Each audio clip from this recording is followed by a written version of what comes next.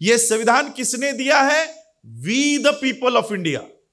संविधान की रक्षा करना, संविधान को बढ़ाना, यह संसद का, पार्लियामेंट का, जुडिशरी का, मीडिया का काम नहीं है, यह हमारा काम है। अरे जो चीफ जस्टिस ऑफ इंडिया खुद के ऊपर हुए अन्याय का बदला नहीं ले सकता, तुम लोगों को न्याय देगा क्या? ये 3 न्याय हम लोगों को प्राप्त करने। कौन से न्याय? सामाजिक न्याय, आर्थिक न्याय और राजनैतिक न्याय। अगर एक आइडियल सोसाइटी आपको तैयार करनी है तो उस सोसाइटी में कास्ट नहीं होनी चाहिए। समाज के तौर पर अगर इकट्ठा होना है तो जात खत्म करनी होगी, और अगर जात खत्म करनी होगी तो जिस धर्म में वो जाति व्यवस्था है वो धर्म छोड़ना होगा। बाबा साहब ने आप लोगों को बौद्ध क्यों किया? कि अलग अलग जातियों में बटे हुए लोग इकट्ठा हो। हम बौद्ध होने के बाद अलग अलग हो रहे हैं, 14 अक्टूबर के नाम से, विजयदशमी के नाम से। बाबा साहब को ऑफिशियली बहुत लोग कहते हैं कि बाबा साहब ने संविधान लिखा नहीं, ये नहीं, वो नहीं। ऑफिशियली डॉक्टर राजेंद्र प्रसाद, इन्होंने बाबा साहब अंबेडकर जी को chief architect of Indian constitution के नाम से बाबा साहब ने को गौरवान्वित किया हुआ है। ये राइटिंग एंड स्पीचेस में, कॉन्स्टिट्यूंट असेंबली के सारे डिबेट्स में लिखा हुआ है।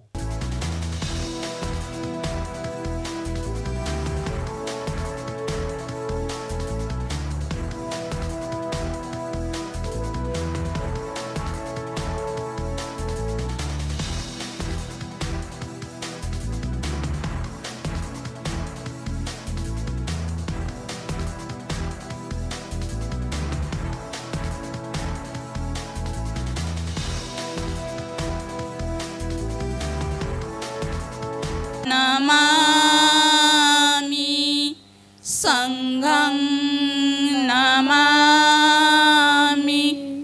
नमो तस्स भगवतो अरहतो सम्मा सम्बुद्धस्स। नमो तस्स भगवतो अरहतो सम्मा सम्बुद्धस्स।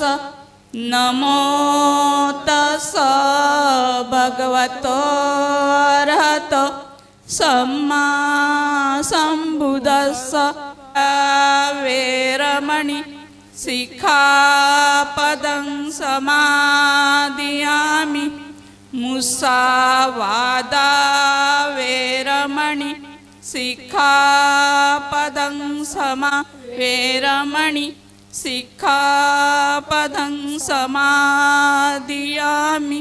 साधु। बुद्ध धम्म च संग सुगततनुभवा। धातु धातु गब्बे लंकाए जम्बुदीपे दिशे। केशलोमादि धातु वंदे सब्बेपि बुद्धं दशबलतनुजं। बोधिचैत्यं नमामि पिता। शारीरिक धातु महाबोधि बुद्धरूपं सकलं सदा। कबीरघोषौ गौरवर्णं सुखाय। अभयचित्तं निभयकामं सुरतधम्मं सुपेमामि। भीमरावं सरामि। राजरत्न साहेब आले वाशी शहरात। राजरत्न साहेब आले वाशी शहरात। वाशी शहरात आहे ओ हार्दिक स्वागत। वाशी शहरात आहे ओ हार्दिक स्वागत। राजरत्न साहेब आले वाशी शहरात। राजरत्न साहेब आले वाशी शहरात। वाशी शहरात आहे हो हार्दिक स्वागत। वाशी शहरात आहे हो हार्दिक स्वागत। साहेबांचे आगमन झाले, साहेबांचे आगमन झाले। मुलांनी औक्षण केले, महिलांनी औक्षण केले। बुद्ध विहारामध्ये महाबोधिसत्वात बुद्ध प्रतिष्ठान विहारामध्ये महाप्रबोधनात आहे हो हार्दिक स्वागत. महाप्रबोधनात आहे हो हार्दिक स्वागत. राजरत्न साहेब आले वाशी शहरात. राजरत्न साहेब आले वाशी शहरात. वाशी शहरात आहे हो हार्दिक स्वागत. वाशी शहरात आहे हो हार्दिक स्वागत. स्वागत करण्या पहिले मी ठाणा जिल्हा कोषाध्यक्ष आयुष्यमान अरविंद उबाळे साहेब यांना विनंती करतो की त्यांनी 22 प्रतिज्ञेचं वाचन करा. किंवा त्यांची उपासना करणार नाही.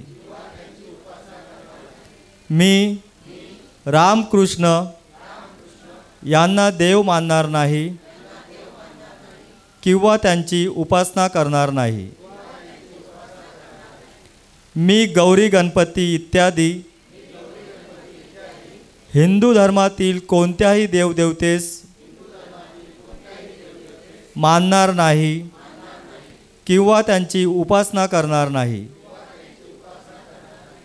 देवाने अवतार घेतले यावर माझा विश्वास नाही. बुद्ध हा विष्णूचा अवतार होय. हा खोटा आणि खोडसाळ प्रचार होय असे मी मानतो. मी श्राद्ध पक्ष करणार नाही. पिंडदान करणार नाही. मी बौद्ध धम्माच्या विरुद्ध विसंगत कोणतेही आचरण करणार नाही. मी कोणतेही क्रियाकर्म ब्राह्मणाच्या हातून करवून घेणार नाही. सर्व मनुष्य मात्र समान आहेत असे मी मानतो. मी समता स्थापन करण्याचा प्रयत्न करीन. मी भगवान बुद्धाने सांगितलेल्या अष्टांग मार्गाचा अवलंब करीन. मी भगवंताने सांगितलेल्या 10 पारमिता पाळीन. मी सर्व प्राणीमात्रावर दया करीन व त्यांचे लालन पालन करीन. मी चोरी करणार नाही. मी खोटे बोलणार नाही. मी व्यभिचार करणार नाही. मी दारू पिणार नाही. ज्ञानशील आणि करुणा या बुद्ध धम्माच्या 3 तत्वांची सांगड घालून मी माझे जीवन चालवीन. मी माझ्या जुन्या मनुष्य मात्राच्या उत्कर्षाला हानिकारक असणाऱ्या आणि मनुष्य मात्राला असमान व नीच मानणाऱ्या हिंदू धर्माचा त्याग करतो व बौद्ध धम्माचा स्वीकार करतो. तोच सद्धम्म आहे अशी माझी खात्री पटलेली आहे. माझा नवा जन्म होत आहे असे मी मानतो. मी इतपर बुद्धाच्या शिकवणीप्रमाणे वागेन अशी मी प्रतिज्ञा करतो. जय भीम, जय बुद्ध. की बौद्धांची स्वतंत्र अर्थव्यवस्था एक पाऊल आर्थिक उन्नतीकडे, हे आमचं हे स्लोगन आहे. या स्लोगन लावताना किंवा त्याचं एक्सप्रेशन करताना आम्हाला अत्यंत आनंद होत आहे ना, आपल्याला देखील आनंद होणारच आहे. कारण की या संघटनेच्या माध्यमातून एक बँक बौद्ध समाजाची असावी अशी संकल्पना राजरत्न सरांनी गेल्या 3-4 वर्षापासून मांडलेली आहे. ती आपण सोशल मीडियाच्या माध्यमातून ऐकलेलीच आहे. आणि तो सगळं आपल्या बौद्ध समाजाचा जो घटक आहे त्यांना ह्या गोष्टीची पूर्ण कल्पना आहे असे मला वाटतं. ज्याच्यामध्ये टच आहेत, आंबेडकर चळवळीशी ज्यांचा संबंध आहे त्यांना ह्या गोष्टीचं ज्ञान आहे असं मला वाटतं. तर या संस्थेतर्फे सर्वप्रथम जी का बँक ओपन झाली ती कल्याणला ओपन झालेली आहे. तिचा म्हणजे 17 ऑगस्ट 2025 रोजी आपले 30 मार्च 2024 रोजी पहिली ब्रँच ही कल्याणला ओपन झालेली आहे. म्हणजे बैल बाजार आहे, फोर्टीज हॉस्पिटल आहे, त्याच्या समोरच ती बँक आहे. आपण निश्चितच आपण एका अभिमानाने तिथं जाऊन त्या बँकेला एक सॅल्यूट करून यावा असं मला वाटतं. आणि त्याच्यानंतर ती प्रगती करता करता सरांनी आता नागपूरला म्हणजे 17 ऑगस्टला 2025 म्हणजे आत्ताच गेल्या 2 महिन्यापूर्वीच नागपूरला दुसरी ब्रँच ओपन केलेली आहे. आणि या दोघं बँकेचं जे मुख्यालय आहे ते मुख्यालय जे आहे ते कल्याण इथं ठेवण्यात आलेलं आहे. आणि आपणा सर्वांना या संस्थेतर्फे एक आव्हान आणि विनम्र विनंती करण्यात येते की आपण ही जी चळवळ चालू आहे आर्थिक विकासाची, त्या चळवळीमध्ये आपण मनाने सहभाग नोंदवावा. तसं बघायला गेलं की त्याचा उद्देश असा आहे, म्हणजे मला माहिती असलेला तर आपल्याला सगळं सविस्तर आदरणीय सन्मानाने आपले गुरुचे सर सांगतीलच. मी एक छोटा कार्यकर्ता आहे संघटनेमध्ये, पण मला जसं कळालं त्या पद्धतीने मी सांगण्याचा प्रयत्न करतो की बाबासाहेबांनी राज्यघटना देऊन आपल्याला पहिल्या अर्थाने आपण गुलामातून आपल्याला मुक्त केलेलं आहे. त्यानंतर 14 ऑक्टोबर 1956ला आपलं भगवान गौतम बुद्धांची ओळख करून दिलेली आहे, आपलं नातं जोडून दिलं आहे. आणि बाबासाहेबांनी आपल्याला संदेश काय दिला आहे? शिका, संघटित व्हा, संघर्ष करा. त्याचप्रमाणे बाबासाहेबांचं संपूर्ण चळवळ कशासाठी होती की बाबासाहेबांनी राज्यघटना लिहिली, त्याच्यामध्ये आपल्या तरतूद करून दिल्या वेगवेगळ्या कलमाखाली. त्याच्याला आपल्याला सगळे स्वातंत्र्य आपल्याला म्हणजे आपलं हिरावून घेतलं होतं, आपण गुलाम होतो अनेक वर्ष.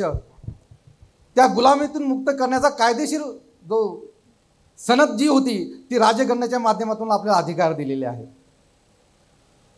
त्याच्यानंतर बाबासाहेबांनी 14 ऑक्टोबरची भगवान गौतम बुद्धांची ओळख करून दिली, म्हणजे की आपल्याला स्वातंत्र्य दिलं, कसं वागावं, आपण शिक्षण घ्यावं, आपली पैसे जमा, आपण आर्थिक आपण बचत करावी, कारण पूर्वी आपल्याला शिक्षणाचे अधिकार नव्हते आणि 1 रुपया संचित करण्याचा अधिकार नव्हता.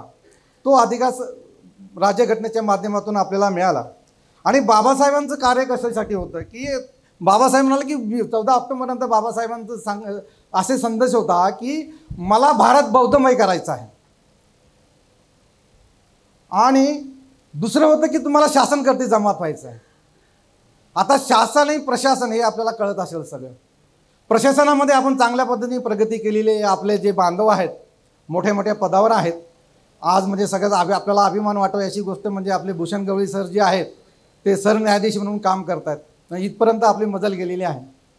पण शासन जे आहे, जे कायदे बनवतं, कायदे म्हणणं जर असतं त्याला शासन म्हटलं जातं, पण त्या शासनामध्ये आपल्या विचारांची, आपल्या उन्नतीसाठी, आपल्या होणाऱ्या अन्यायावर आवाज उठवणारे असे लोकप्रतिनिधी जे आहेत ते अजून तसे पोचलेले नाहीत. राज्यघटनेच्या माध्यमातून राजकीय आरक्षण आहे, आपणा सगळ्यांना माहिती आहे. त्या राजकीय आरक्षणाच्या माध्यमातून वेगवेगळ्या पक्षाच्या माध्यमातून आपले सदस्य निवडून जातात, पण ते आपल्याशी बांधिलकी त्यांची राहत नाही. नावाला फक्त ते अनुसूचित जातीचे आणि अनुसूचित जमातीचे सदस्य, खासदार किंवा आमदार आहेत, पण किती आपल्या समाजाबद्दल ते शेड्यूल टाईपच्याबद्दल आवाज उठवतात? नाही उठत. कारण की ते तसं म्हणाला की म्हणजे मी अतिशयोक्ती होणार नाही, ते गुलामच असतात. कुठले विचाराचे असतात? ते ज्या पक्षातर्फे ते निवडून गेलेले असतात त्या पक्षात ते बांधील असतात, ते गुलाम असतात. पण बाबासाहेबांना तसं नव्हतं, त्यांना तसं अपेक्षित नव्हतं. म्हणून बाबासाहेबांनी सांगितलं की शासनकर्ती जमात व्हा, म्हणजे तुम्ही तुमचे उमेदवार जे आहेत, तुमच्या मताचे जे उमेदवार आहेत त्यांना तुम्ही संसदेमध्ये आणि विधानसभेमध्ये पाठवा, म्हणजे तुमचे प्रश्न सुटतील. आणि तिसरं उद्दिष्ट बाबासाहेबांनी आपल्याला दिलं होतं की आपण स्वाभिमानाने जगलं पाहिजे. म्हणजे राज्यघटनापूर्वी आपल्याला कुठलं एक नोकरी करण्याचे अधिकार नव्हते, 2 पैसे जमा करण्याचे अधिकार नव्हते. बाबासाहेबांनी राज्यघटनेच्या माध्यमातून आपल्याला ते स्वातंत्र्य खुलं करून टाकलं. मग बाबासाहेब म्हणाले की आपण सगळे आर्थिकदृष्ट्या सक्षम असलं पाहिजे, कारण की ज्या समाजाकडे आर्थिक बल आहे तो समाज सत्ताधारी होत राहतो आणि त्याचा अंकुश हा इतरांवर असतो, हे आपण बघत असाल. म्हणजे भले तो समाज मायनॉरिटीचा जरी असला, कमी संख्येचा जरी असला, पण तो धनवान असल्यामुळे त्याचा सगळा अंकुश जो असतो, कमांडिंग पॉवर त्याला असते. म्हणून बाबासाहेबांनी आपला तिसरा उद्देश दिला आहे की आर्थिकदृष्ट्या तुम्ही सक्षम व्हा. आणि बाबासाहेबांच्या बद्दल आपल्याला जर माहिती, बाबासाहेब राज्यघटनेचे शिल्पकार होते, पत्रकार होते, अनेक म्हणजे ते न्यायाचे ते अत्यंत असे विद्वान व्यक्ती होती, जगातली विद्वान व्यक्ती होती. पण बाबासाहेब एक अर्थतज्ञ होते. तर मी आपणास एवढंच नम्र आवाहन करतो की आपण या संस्थेचे नातं जोडावं आणि विशेषतः बँकेमध्ये आपण सहभाग घ्यावा, बँकेच्या याच्यामध्ये प्रकल्पामध्ये. एवढीच मी आपल्याला विनंती करतो. मला 2 शब्द बोलण्याची संधी दिली आणि माझं ऐकून घेतलं त्याबद्दल धन्यवाद. जय भीम, जय भीम, जय भीम. बंधूजनो, माझ्या माहितीप्रमाणे 2023 सर बरोबर आहे ना, 2023मध्ये ऐरोलीमध्ये गुरुचर सर आले होते आणि त्याच ठिकाणी त्यांनी संकल्पना मांडली. ही संकल्पना मांडत असताना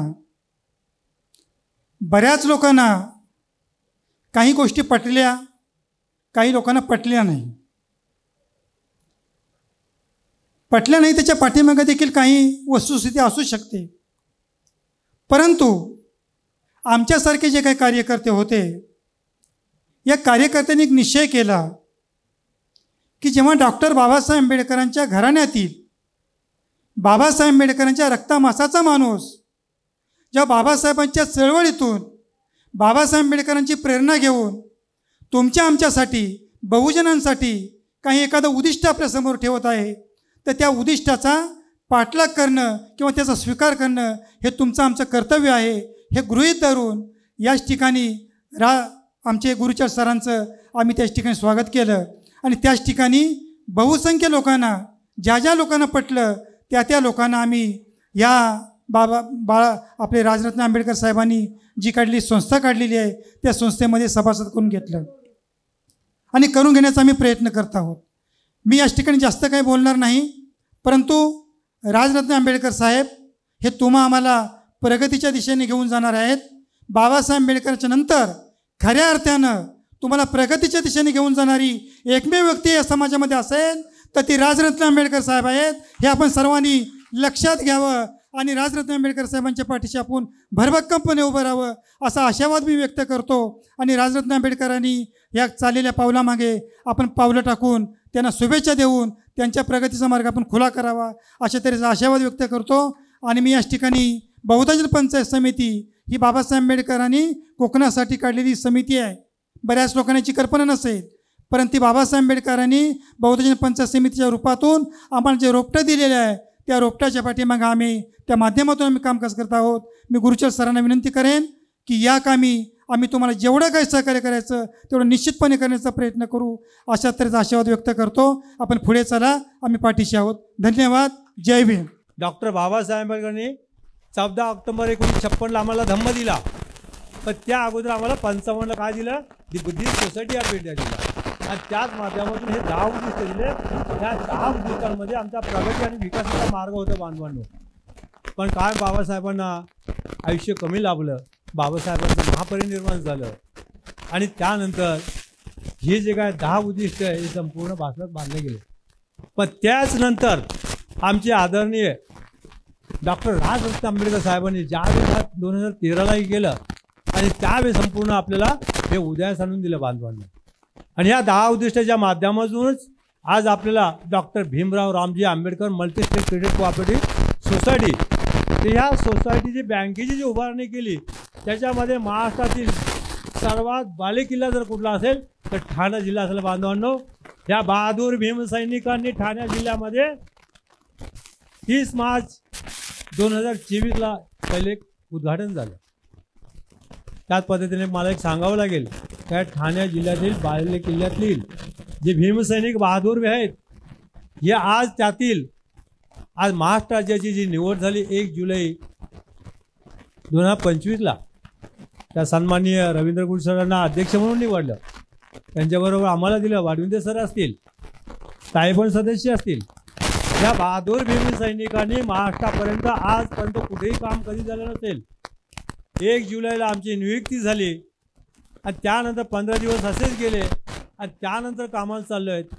आज तारीख किती आहे? 11 तारीख आहे बांधवांनो. फक्त ऑक्टोबरची आम्ही 27 जिल्हे बांधवांनो. 27 जिल्हे रात्रंदिवस मेहनत घेऊन गुरचर सरांच्या मार्गदर्शनामध्ये. आणि गुरचर सर म्हटलं म्हणजे एक कार्यसम्राट, एक अध्यक्ष आपल्याला मिळाले आणि त्यांच्या खांद्याला पाठीशी खंबीरपणे आम्ही उभं राहिलो. त्यांच्या कुठेही गुरचर सरांनी आवाज दिला रात्री बेरात्री तरी त्यांच्या पाठीशी आम्ही उभं आहेत बांधवांनो. त्याच पद्धतीने आपल्याला ठाणे जिल्ह्यामध्येही आपल्याला बांधणी करायची. पूर्वी होती, आजही असेल, मी नाही म्हणणार नाही. पण ठाणे जिल्हा हा बालेकिल्ला मी जो संबोधला आहे. पण ठाणे जिल्ह्यामध्ये ज्या महिला आहेत, जे कार्यकर्ते पदाधिकारी, हे खरोखर बहादूर वीर सैनिक आहे. हे महाराष्ट्रामध्ये तुम्हाला दिसून येणार नाहीत. मला एक सांगावं लागेल की डॉक्टर बाबासाहेब आंबेडकरने आम्हाला जे 10 उद्दिष्ट दिले होते, 10 उद्दिष्ट आदरणीय डॉक्टर राजरत्न आंबेडकर साहेबांनी दिले आणि सहकार क्षेत्राच्या माध्यमातून बँकेची जी उभारणी केली. बँकेची उभारणी कशाला पाहिजे? आज जर या देशामधील 3% समाज जो आहे यांच्या बलाढ्य बँका संपूर्ण जगामध्ये प्रस्थापित झालेल्या आहेत. DNS बँक झाला, सारस्वत बँक झाल्या, अशा कितीतरी बँका झालेल्या आहेत. आज मला सांगा, आमचं जर 7% जर समाजाचं प्रतिनिधित्व आहेत, आज आमच्या बँका का नाही? पैसा आमचा, बँका त्यांच्या, हा कुठला नियम काढला? बांधवांनो, आज आपल्याला संकल्प करायचा आहे का पैसा आमचा, बँकाही आमच्या असतील बांधवांनो. यानंतर मी महाराष्ट्राचे राज्याध्यक्ष आणि आपल्या सर्वांचे लाडके असे रवींद्र गुट्टे साहेब यांना विनंती करतो की त्यांनी पण योग्य ते मार्गदर्शन कराल.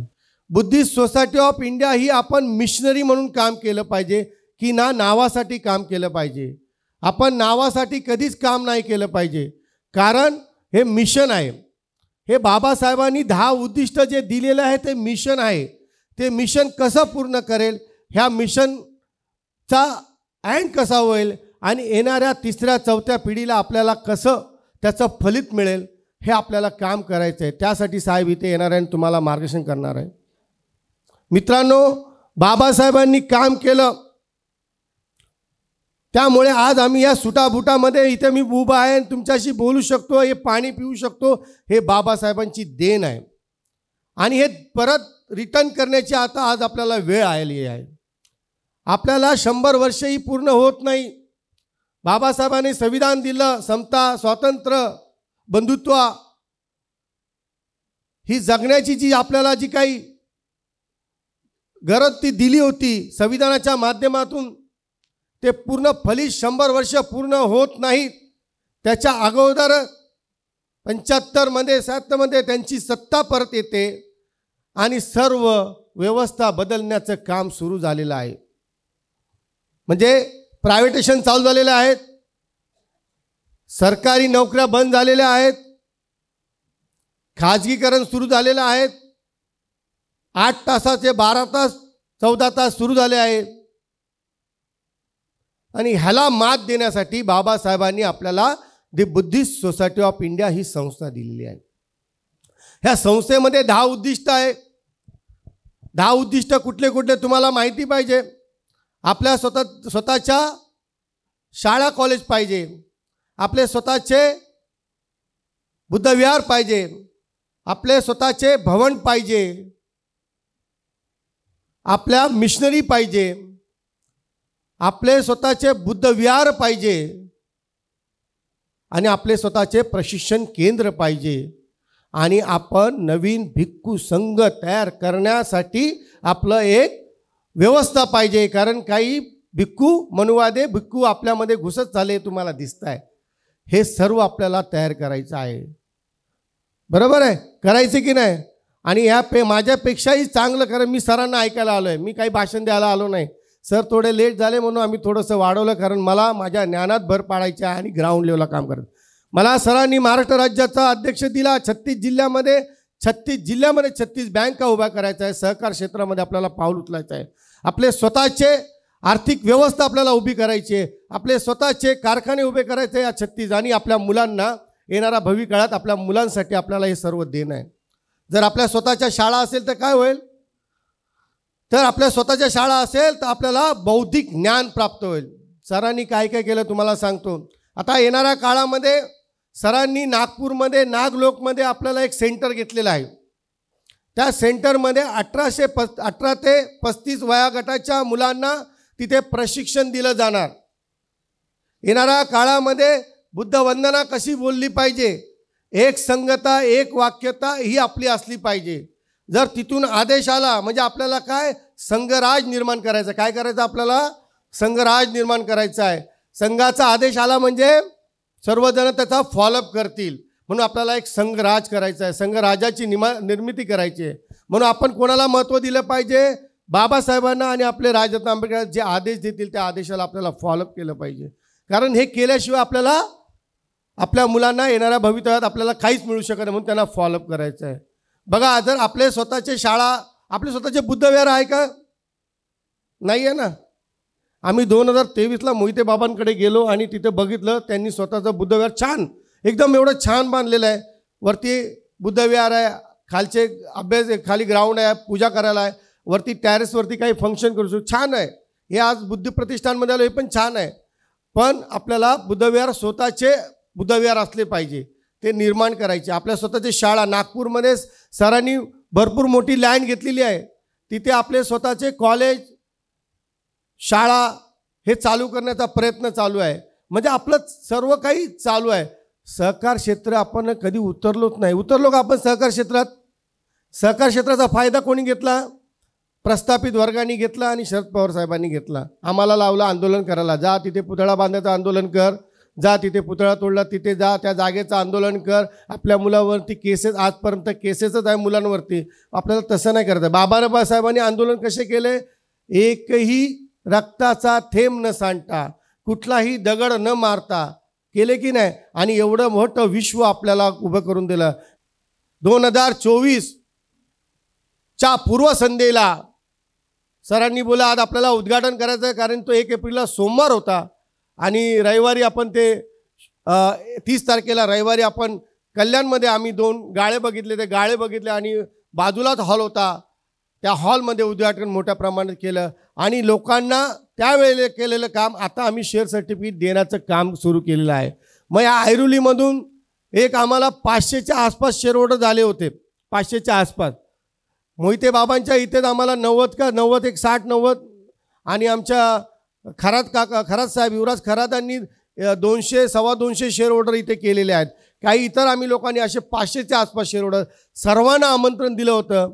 पण काही लोक आज येऊ शकले नाही, कारण काय चालू दिवस असेल काय माहिती. सकाळी पण एक प्रोग्राम इथे झाला बोलतात आणि त्या प्रोग्राममुळे काही मंडळी डिस्प्यूट झाली मला असं वाटतं. कारण ही मुवमेंटवालं काम आहे. मुवमेंटच्या कामाला लोकांनी आलं पाहिजे होतं आणि आल्यानंतर साहेब काय बोलतात, साहेबांचं मार्गदर्शन ऐकायला पाहिजे होतं. आणि आपल्याला येणाऱ्या काळामध्ये काय करायचं आहे हे साहेब इथे तुम्हाला सांगणार आहे. कारण येणारी ही जी काही परिस्थिती आहे ही खडतर परिस्थिती आहे. त्याचा जो भूकंपाचा धक्का आतापासून आपल्याला लागायला सुरुवात झालेला आहे. तुम्हाला कळत असेल की आज आपल्या मुलाची शाळेची फी 1 लाखाच्या आसपास गेलेली आहे. गेली आहे की नाही? पूर्ण महानगरपालिकेच्या शाळा पूर्ण बंद केलेल्या आहे आणि कॉन्ट्रॅक्ट सिस्टमला देण्याचं चालू केलेलं आहे. आणि आपण आहे तिथेच आहोत. आज माझा माणूस उभा राहायला लागला की नाही लागला, स्थिर व्हायला लागला, पण त्याच्या पायाखालचं जे काही फळ आहे ते काढण्याची या लोकांची सुरुवात झालेली आहे, शिक्षणाच्या माध्यमातून, आरोग्याच्या माध्यमातून. म्हणून आपली शैक्षणिक संस्था, आपली आरोग्य संस्था, बरं, आपले सहकार क्षेत्र हे आपलं असलं पाहिजे. आम्ही भारताचे लोक, भारताचे एक सार्वभौम, समाजवादी, धर्मनिरपेक्ष, लोकशाही गणराज्य घडवण्याचा व त्याच्या सर्व नागरिकांस सामाजिक, आर्थिक व राजनैतिक न्याय, विचार, अभिव्यक्ती, विश्वास, श्रद्धा व उपासना यांचे स्वातंत्र्य, दर्जाची व संधीची समानता निश्चितपणे प्राप्त करून देण्याचा आणि त्या सर्वांमध्ये व्यक्तीची प्रतिष्ठा व राष्ट्राची एकता आणि एकात्मता यांचे आश्वासन देणारी बंधुता प्रवर्धित करण्याचा संकल्पपूर्वक निर्धार करून आमच्या संविधान सभेत याद्वारे हे संविधान अंगीकृत आणि अधिनियमित करून स्वतःप्रत अर्पण करीत आहोत. डॉक्टर बाबासाहेब आंबेडकरांचा, डॉक्टर बाबासाहेब आंबेडकरांचा, डॉक्टर बाबासाहेब आंबेडकरांचा.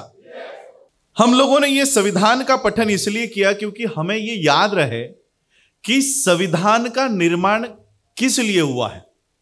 हम लोग रोज संविधान की दुहाई देते हैं कि संविधान, इस देश में संविधान है, संविधान का कानून है. यह हम लोग रोज बोलते हैं, लोगों को बोलते हैं कि हम संविधान के दायरे में हैं. लेकिन संविधान का काम क्या है? 395 आर्टिकल्स में यहां पर किसी को भी पूछूं तो किसी को भी यह पता नहीं होगा कि कौन से आर्टिकल में क्या है, कि आर्टिकल 14 क्या है, आर्टिकल 21 क्या है. और किसी से यह उम्मीद भी नहीं लगाई जा सकती कि हर व्यक्ति को पूरा संविधान उसको याद रहे. और इसीलिए प्रिएम्बल का निर्माण हुआ है. बहुत लोगों को यह पता नहीं है कि जितना समय संविधान निर्माण करने के लिए लगाया गया है, 2 साल 11 महीने 18 दिन, इसमें से 2/3 पार्ट, 2/3 हिस्सा केवल प्रिएम्बल डिझाईन करने के लिए गया है.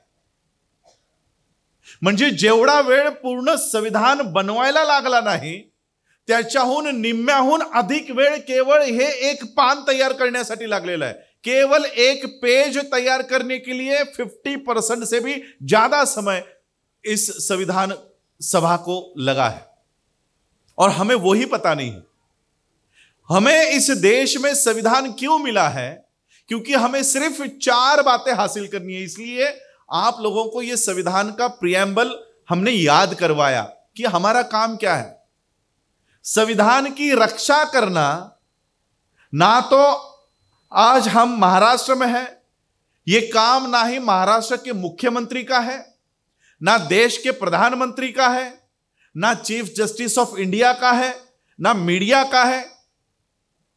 यह संविधान हमें किसी कलेक्टर ने, किसी आईएएस ऑफिसर ने, किसी मिनिस्टर ने, किसी प्राइम मिनिस्टर ने, किसी प्रेसिडेंट ऑफ इंडिया नहीं दिया है. यह संविधान किसने दिया है? We the people of India. संविधान की रक्षा करना, संविधान को बढ़ाना, यह संसद का, पार्लियामेंट का, जुडिशरी का, मीडिया का काम नहीं है. यह हमारा काम है.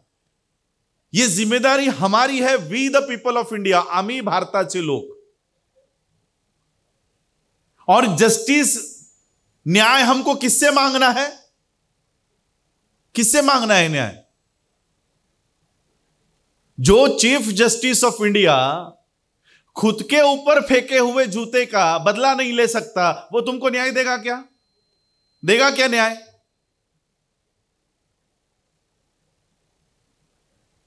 इस देश के जुडिशरी का सबसे बड़ा पोस्ट है ना? मला तुम्ही सांगा, ज्या माणसानं काल परवा बूट फेकला तो जेलमध्ये आहे की घरात आहे? घरात आहे. आणि तुम्ही कुणाकडनं अपेक्षा करणार आहात? तुमच्यावर झालेला अन्याय, इस देश के लोगों पे होने वाला अन्याय, चाहे वो चोरी हो, बलात्कार हो, खून हो, एक्सीडेंट हो, आप एफआईआर कराते हो, कोर्ट में जाते हो, 20-20 साल तक केसेस लड़ाते हो. अरे जो चीफ जस्टिस ऑफ इंडिया खुद के ऊपर हुए अन्याय का बदला नहीं ले सकता, तुम लोगों को न्याय देगा क्या?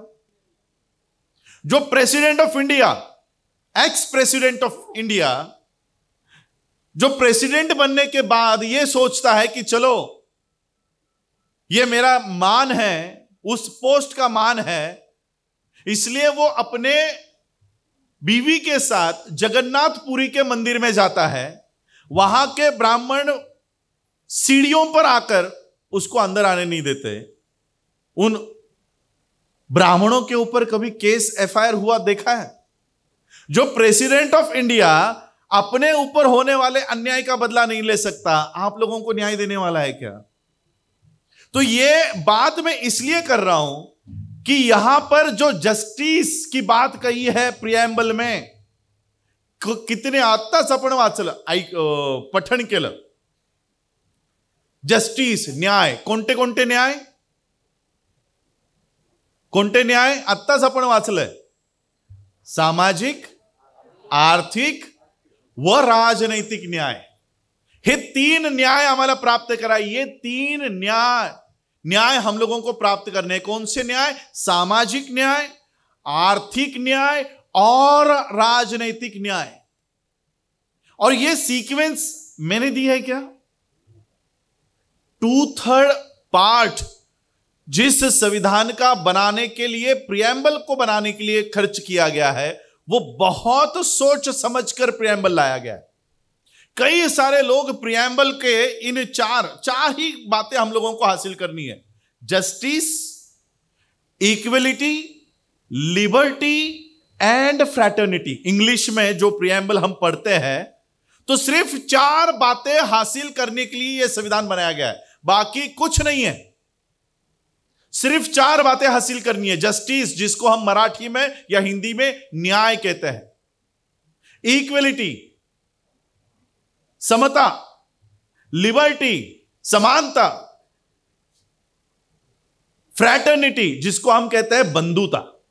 फक्त या 4 गोष्टींसाठी संविधान आहे. म्हणून 395 आर्टिकल लक्षात जरी नाही राहिले तरी प्रिएम्बल का तयार झालाय? की आमच्या लक्षात राहावं की संविधानाचं मुख्य काम काय आहे. हम लोगों को याद रहे कि संविधान का मुख्य काम है जस्टिस प्राप्त करना. और कौन सी justice? Social, economical and political. और ये सीक्वेंस बाबा साहब अंबेडकर जी के ऊपर एक बात अपार्ट फ्रॉम दिस टॉपिक में कहना चाहता हूं. हमेशा यह आरोप लगाया गया है, संविधान सभा में भी यह आरोप लगाया गया है कि बाबा साहब ने ये जो 4 बातें हैं, justice, equality, liberty end fraternity, ये फ्रेंच रिवॉल्यूशन से कॉपी किया है या फ्रेंच रिवॉल्यूशन से बाबा साहब ने उठाया है. इसका जवाब खुद बाबा साहब अंबेडकर जी ने संविधान सभा में दिया. बाबा साहब कहते हैं कि मूर्ख है वो लोग जो लोग ये बात कहते हैं कि मैंने ये फ्रेंच रिवॉल्यूशन से उठाया है. मैंने ये किसी फ्रेंच रिवॉल्यूशन से नहीं उठाया, मैंने ये बुद्ध की शिक्षाओं से उठाया है. जस्टिस, ये बुद्ध की शिक्षा है. लिबर्टी ऑफ थॉट्स, ये बुद्ध की शिक्षा है. समानता, भाईचारा, बंधुता, फ्रैटर्निटी, ये बुद्ध की टीचिंग्स है. बाबा साहब कहते हैं कि ये मैंने बुद्ध की शिक्षाओं से लिया है. अब ये जो सीक्वेंस जो दी है, ये केवल भारत के संविधान तज्ञ ने नहीं बनाया है. जिन्होंने पूरे वर्ल्ड के अलग अलग देशों के संविधान का माइन्यूटली, बारकाई से जिन्होंने अभ्यास किया है, पढ़ाई किया है, उन्होंने ये सीक्वेंस दिया है. अब ये उन्होंने अगर ये सीक्वेंस दिया है तो कुछ सोच समझकर ही सीक्वेंस दिया होगा. आप पहले 10वीं पास करते हो, फिर पीजी करते हो, फिर 12वीं में आते हो, ऐसा है क्या? नहीं है ना. स्टेप बाय स्टेप जाते हो. फर्स्ट स्टैंडर्ड में जब जाओगे तब आपको ABCD, अल्फाबेट्स, न्यूमेरल, नंबर्स ये सिखाएंगे. धीरे धीरे धीरे धीरे आप लोगों को साइंस, मैथ्स, उस तरह से आप लोगों का सिलेबस वो एडवांस करते जाते हैं. अब पहला काम हमारा क्या है? Social justice. हम लोगों को सोशल जस्टिस प्राप्त करना है. मुझे नहीं पता कितने लोगों ने एनिहिलेशन ऑफ कास्ट यहां पर पढ़ा होगा. मैंने बहुत पहले पढ़ा है, अभी बहुत धुंधला हो गया है वो. बाबा साहब सोसाइटी की व्याख्या क्या करते हैं पता है? सोशल जस्टिस की अगर हम बात कर रहे हैं कि एक आइडियल सोसाइटी कैसी होती है, अगर एक आइडियल सोसाइटी आपको तैयार करनी है तो उस सोसाइटी में कास्ट नहीं होनी चाहिए. जब तक किसी सोसाइटी में कास्ट है तब तक वो सोसाइटी नहीं कहलाएगी. अब मुझे बताओ, क्या एज अ सोसायटी हम लोग, समाज, सोसायटी म्हणजे काय? समाज, काय आम्ही समाज म्हणून आज 2025ला तयार आहोत का? नहीं। पहला जस्टिस हमने प्राप्त किया है? नहीं, हमने पहला जस्टिस ही प्राप्त नहीं किया है। और अगर पहला जस्टिस प्राप्त करने की लड़ाई बाबा साहब खुद हम लोगों को जितवा कर देकर गए कि हिंदू धर्म में रहते हुए हम कास्ट को खत्म नहीं कर पाएंगे, और जब तक कास्ट बनी रहेगी हम समाज के तौर पर खड़े नहीं हो पाएंगे। और इसलिए अगर हमको समाज बनना है, समाज के तौर पर अगर इकट्ठा होना है, तो जात खत्म करनी होगी, और अगर जात खत्म करनी होगी तो जिस धर्म में वो जाति व्यवस्था है वो धर्म छोड़ना होगा। ये बाबा साहब के सारे स्पीचेस है, तो इतना ये पढ़ पढ़ के इतना ये हो गया कि इसके सारे राइटिंग सी मिट गई है। ये मेरे ख्याल से 18th खंड है, भाग 3। इसमें का आज 12 ऑक्टोबर है, 11, 3 दिवसानंतर 14 ऑक्टोबर येणार आहे। लोकांचे प्रश्न काय असतात माहित आहे? सर, विजयादशमी साजरी करायची की 14 ऑक्टोबर आहे ना? 2 ऑक्टोबरला विजयादशमी गेली, मग 2 ऑक्टोबरला दीक्षाभूमीला जायचं की 14 ऑक्टोबरला जायचं? याच्यावरनं दुफळी झाली। 2 गट तयार झालेत, एक गट विजयादशमीला जातो आणि एक गट 14 ऑक्टोबरला जातो। आता अब जिस समय बाबा साहब ने बौद्ध धर्म की दीक्षा ली थी, उस समय 14 अक्टूबर को विजयादशमी आ रही थी, यानी 14 अक्टूबर संडे, विजयादशमी, ये सारा इकट्ठा था। अब कुछ लोग ये भी कहेंगे कि 3rd सैटरडे संडे था, तो संडे भी हम लोग 3rd ग्रुप भी हो सकता है। बाबा साहब ने आप लोगों को बौद्ध क्यों किया? कि अलग अलग जातियों में बटे हुए लोग इकट्ठा हो। हम बौद्ध होने के बाद अलग अलग हो रहे, 14 अक्टूबर के नाम से, विजयादशमी के नाम से। बाबा साहब ने बुद्धिस्ट सोसाइटी ऑफ इंडिया भी बनाई। कब बनाई पता है आपको? यह संस्था, जैसे आज बुद्ध प्रतिष्ठान यहां पर है, उन्होंने इतना अच्छा इंफ्रास्ट्रक्चर यहां पर खड़ा किया है, उसी तरह बाबा साहब ने 1954 में यह संस्था बनाई। बाबा साहब रंगून के कॉन्फ्रेंस में गए थे, world fellowship of Buddhist K 3rd conference में, और वहां पर बाबा साहब ने देखा 1950 में, 1950 में वर्ल्ड में एक घटना घट रही थी। जितने भी बुद्धिस्ट कंट्रीज थे, वो बुद्धिस्ट कंट्री का यह कहना था कि अलग अलग ऑर्गेनाइजेशंस है। सार्क कंट्री आप लोगों को पता होगा, ये स्टूडेंट बैठे हैं कुछ कुछ, सार्क है, नाटो है, WHO है, ये अलग अलग कंट्रीज का ऑर्गेनाइजेशन है। अभी मेरे ख्याल से G8 समिट हुआ, यानी ग्लोबली 8 देशों का यह संगठन है। उसी तरह बौद्ध देशों को यह लगा कि अलग अलग कारणों के लिए अलग अलग देश इकट्ठा हुए हैं, तो हम बुद्धिस्ट कंट्री क्यों पीछे रहे? तो हम लोग भी अलग अलग बुद्धिस्ट कंट्रीज का एक ऑर्गेनाइजेशन तैयार करते हैं। और 1950 में यह पहली मीटिंग ऑर्गेनाइज की गई, जिसका ऑफिशियल इनविटेशन भारत सरकार को भी आया। भारत सरकार को, बाबा साहब को नहीं आया, भारत सरकार को भी आया, क्योंकि भारत, इंडिया, ये एक बुद्धिस्ट कंट्री है। ये सारे बौद्ध देशों को यह पता है कि बुद्ध का जन्म, सिद्धार्थ का जन्म, उनको बोधिसत्व, उनको बौद्धि ये भारत में प्राप्त हुई है। इसलिए वर्ल्ड के नजर में भले इंडिया के अंदर जो हो रहा है, लेकिन उनके नजर में ये एक बुद्धिस्ट कंट्री है, और इसलिए उन्होंने भारत को ये न्योता भेजा। न्योता अभी उस समय की इंटरिम गवर्नमेंट, तो ऑब्वियसली न्योता नेहरू को जाएगा, तो वो न्योता नेहरू को गया। अब नेहरू को लगा कि मुझे बुद्धिज्म के ऊपर इतना नॉलेज तो है नहीं, तो हम लोगों में या उनके जो मिनिस्ट्री में है या उनके जो पॉलिटिकल जितने भी लोग हैं उनमें बुद्धिज्म का नॉलेज सबसे ज्यादा किसको है? तो वो इंटरिम गवर्नमेंट के ओर से बाबा साहब अंबेडकर जी को एज अ रिप्रेजेंटेटिव, भारत सरकार का रिप्रेजेंटेटिव करके बाबा साहब को उस फर्स्ट कॉन्फ्रेंस में 1950 में भेजा गया। बाबा साहब ने उस समय स्पीच किया है 1950 में वर्ल्ड फेलोशिप ऑफ बुद्धिस्ट के कॉन्फ्रेंस में।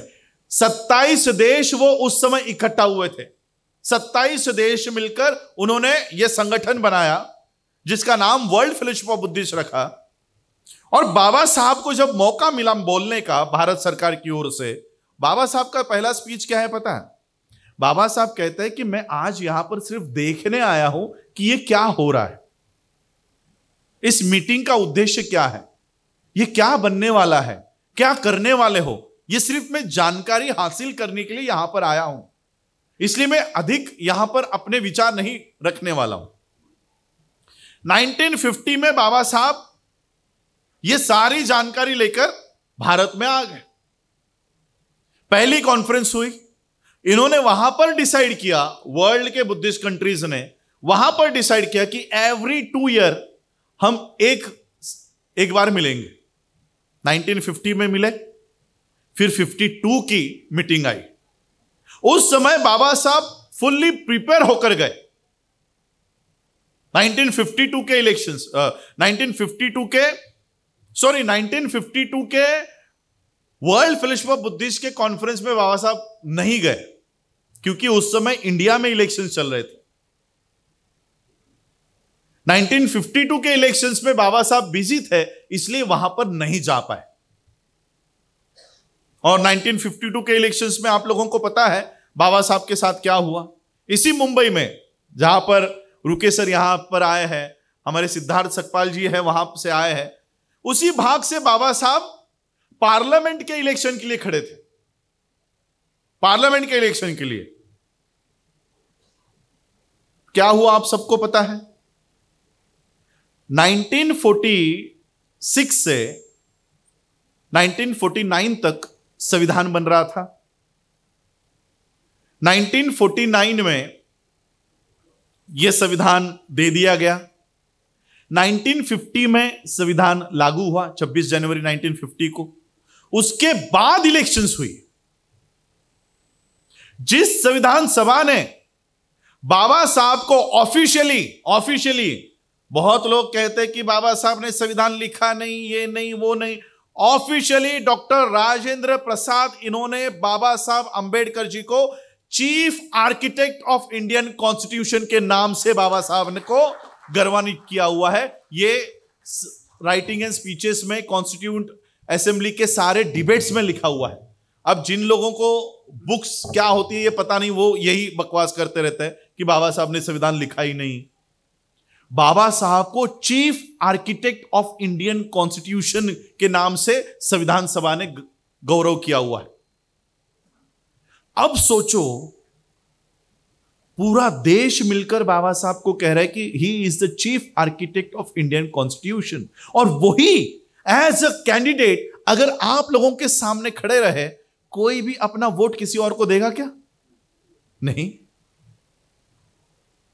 MA, PhD, DSc, DLitt, barrister, Gray's Inn, London School of Economics, Columbia University, MPhil, chief architect of Indian constitution, इतने सारे उपलब्धियां होने के बावजूद एक चौथी फेल आदमी बाबा साहब को पार्लियामेंट के इलेक्शन में हराता है। चौथी फेल। उस समय बाबा साहब समझ जाते हैं। अब बहुत लोग, मैं वो जस्टिस वाले सोशल के ऊपर हूं, पॉलिटिकल के ऊपर आने वाला हूं। बहुत लोग बाबा साहब अंबेडकर जी को एज अ पॉलिटिशियन देखते हैं, है ना, एज अ पॉलिटिशियन। ये अब मुझे वो एग्जैक्ट पेज नहीं मिलेगा, इसमें बाबा साहब एक स्पीच में कहते हैं की माझ्या लोकांना राजकारण फार प्रिय आहे. मेरे लोगों को राजनीति बहुत प्रिय है, लेकिन मेरा ऐसा नहीं है. मुझे धम्म अधिक प्रिय है.